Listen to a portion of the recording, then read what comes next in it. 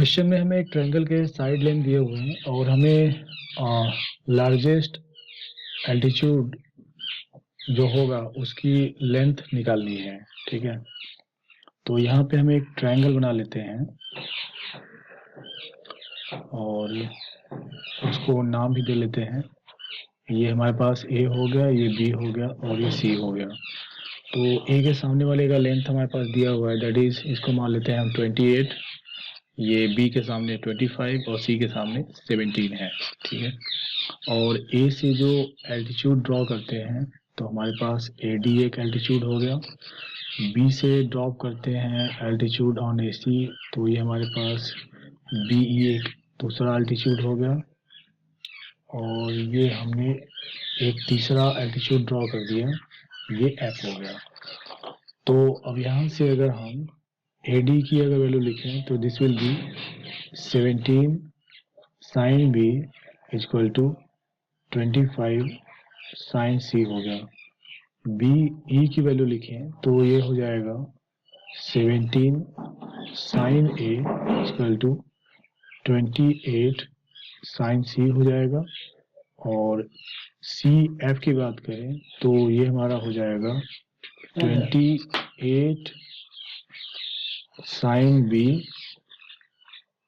Equal to यहाँ से आ जाएगा 25 साइन ए।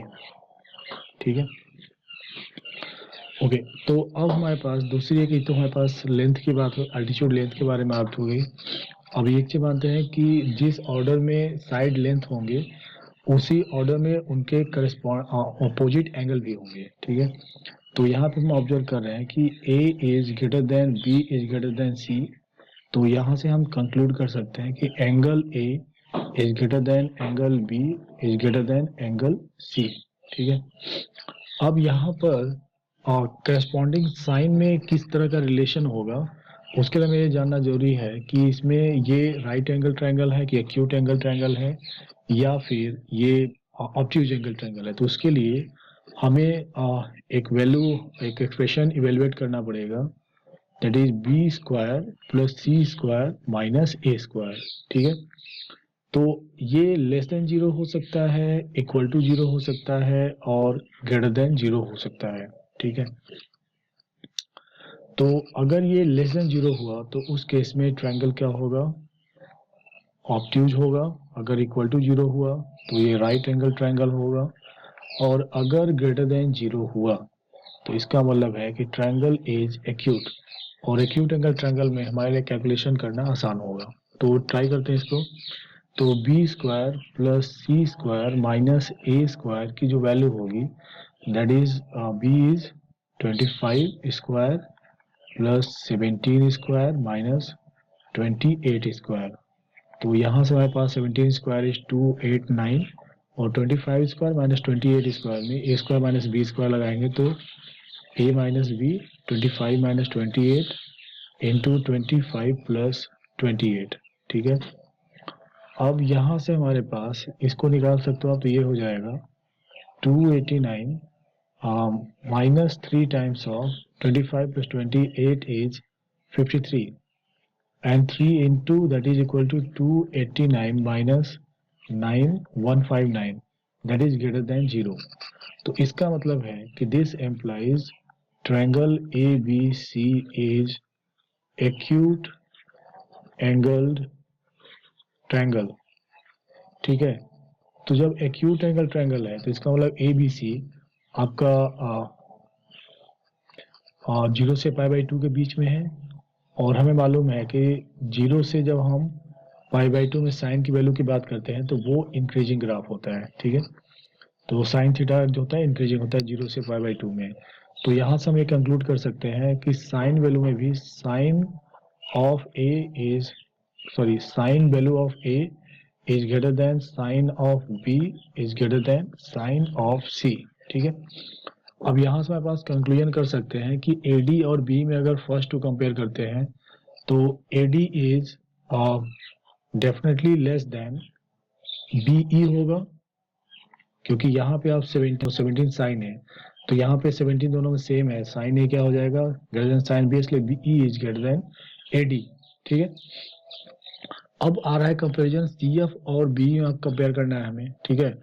तो यहाँ पे आपके पास देख सकते हैं कि 28 है, दोनों में कॉमन है, तो इसमें साइन B और साइन C से डिसाइड होगा। अब साइन B जो है साइन C से बड़ा है, ठीक है। इसका मतलब है कि CF की जो वैल्यू होगी वो BE से ज्यादा होगा, तो जिस कह सकते हैं कि this is BE is less than CF। तो सबसे जो लार्जेस्ट एल्टीट्यूड लेंथ होगा वो एंगल वर्टेक्स से पास करेगा, दैट इज CF। तो अब हमें CF को इवेलुएट करना है, that is 28 times of sine B, या इसको आप 25 टाइम्स ऑफ साइन A को भी आप इवेलुएट कर सकते हैं, कोई सा भी, ठीक है। अब इसको इवेलुएट करने के लिए हमें क्या चाहिए, दैट इज 28 टाइम्स ऑफ, इसको आप साइन B को इवेलुएट करते हैं, that is 1 minus cos square A, sorry cos square B चाहिए, हम साइन B को इवेलुएट करें। साइन B पॉजिटिव होगा क्योंकि एक्यूट एंगल है, तो under 1 minus cos square B। अब कॉस B को हमें निकालना है, तो पहले कॉस B को निकाल लेते हैं, तो ये आएगा एक्चुअल में कॉस A निकालते हैं क्योंकि हमने B square plus C square minus A square निकाला हुआ है, ठीक है। तो इसको निकालने के बजाय हम निकालते हैं 25 times under root 1 minus cos square A। तो कॉस A को इवेट करने में हमारे पास क्या हो जाएगा, B square plus C square minus A square divide by 2BC। से हमारे पास ऊपर में निकाला 289 माइनस 159, तो ये हमारे पास कितना आ जाएगा, दैट इज 130 इक्वल टू 130 आ गया, and divide by 2 into BC है, तो B हमारे पास है दैट इज 25 एंड C है हमारे पास 17। तो इससे अगर डिवाइड करेंगे तो कितना आ जाएगा, एक तो ये 13 आ जाएगा, यहाँ से 5 और ये 2 भी कैंसिल आउट हो जाएगा, तो ये हमारे पास बचा 13 बाई 85, ठीक है।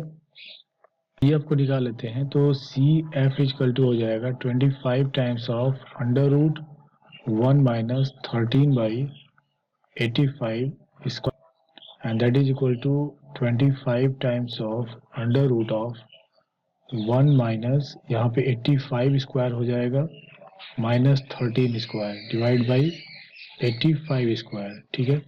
तो ये आ जाएगा 25 इंटू, और ये हो जाएगा दैट इज इक्वल टू कितना आ जाएगा, कितना आ रहा है